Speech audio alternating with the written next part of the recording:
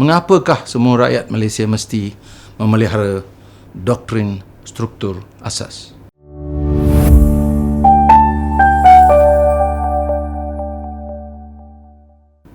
Perlembagaan Persekutuan Malaysia lebih daripada teks undang-undang di atas sepucuk kertas.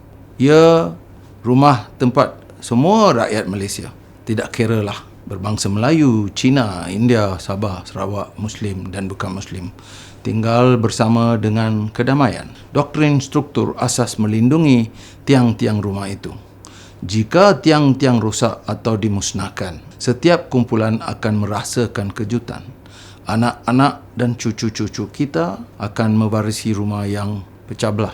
Memelihara doktrin struktur asas, oleh itu, bukan isu politik partisan. Ia berkaitan dengan kelangsungan hidup nasional, maruah dan keadilan untuk semua. Bagi generasi mendatang, doktrin struktur asas menawarkan rangka kerja yang stabil di mana politik biasa boleh naik dan turun. Kerajaan boleh berubah melalui pilihan raya, tetapi peraturan teras kekal, tetap dan boleh dipercayai. Ia memberi setiap rakyat Malaysia, tanpa mengira siapa menang pilihan raya, keyakinan bahawa hak asas mereka dan watak asas negara akan dilindungi. Rakyat Malaysia memelihara doktrin struktur asas dengan memahaminya, bercakap apabila ia diserang dan menyokong pemimpin dan hakim yang menghormati had perlembagaan. Kita mesti mendidik diri sendiri dan anak-anak kita tentang perlembagaan. Kita mesti minta wakil-wakil rakyat, ahli-ahli parlimen bertanggungjawab kepada prinsip perlembagaan, bukan hanya janji politik. Dengan cara ini, doktrin struktur asas menjadi bukan hanya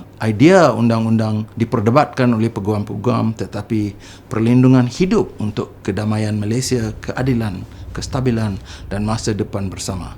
Mari kita semua, tuan-tuan dan puan-puan, apa jua bangsa, berbangsa Melayu, Cina, India, Sabah atau Sarawak, berdiri bersama untuk memelihara rumah perlembagaan yang melindungi kita semua. Terima kasih tuan-tuan dan puan-puan.